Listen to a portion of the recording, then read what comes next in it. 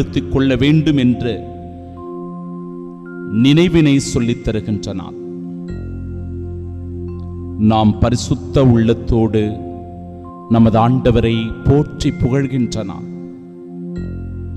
அவருடைய இரக்கத்தினாலும் மன்னிப்பினாலும் வாழ்வினை பெற்றுக் கொள்ளுகிற நாள். ஆம் அன்பு சகோதர சகோதரிகளே, இன்று ஆண்டவர் முன்பாக உன் இதயத்தை நீ எழுப்பி இருக்கிறாய். ஆண்டவர் உன் இதயத்தில் இருக்கின்ற வேதனைகளை, துன்பங்களை, பாடுகளை, காயங்களை, மனவலிகளை அவர் அறிந்திருக்கிறார்.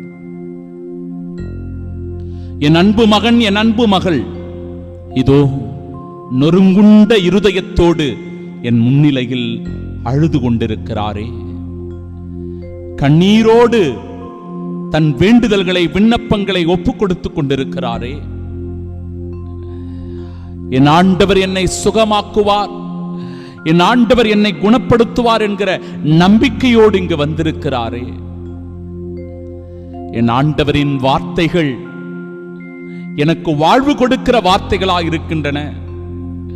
என் ஆண்டவரின் வார்த்தைகள் எனக்கு ஆறுதல் சொல்லுகின்றன, தேறுதல் சொல்லுகின்றன, நம்பிக்கை ஊட்டுகின்றன, எனக்கு வழியை காண்பிக்கின்றன என்கிற உணர்வோடு இந்த மறை உரையில் பங்கெடுக்க ஆர்வத்தோடு இருக்கிற ஒவ்வொரு சகோதர சகோதரிகளையும் ஆண்டவரே நீர் ஆசீர்வதியும்.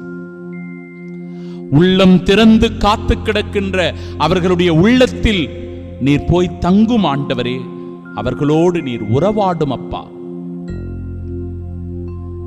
அவர்களின் தேவை என்ன என்பதை உணர்ந்து இறை ஆசீர்வாதத்தின் கொடையை அவர்களுக்கு தந்தருளும்.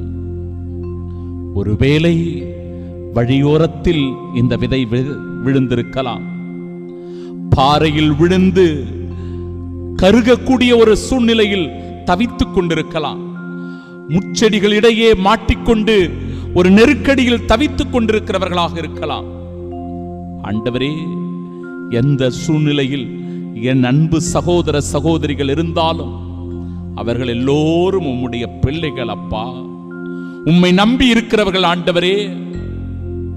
அவர்களுடைய கரம் உம்மை நோக்கியதா இருப்பதால் நீர் மனமிறங்கி அவர்களின் மனங்களை குளிரச் செய்யும்படியாக, அந்த இருதயத்திற்கு ஆறுதல், தேறுதல், நம்பிக்கை தரும்படியாக, அமைதியும் சமாதானமும் கொடுக்கும்படியாக எங்கள் ஆண்டவராகிய இயேசு கிறிஸ்து வழியாக உம்மை மன்றாடுகிறோம்.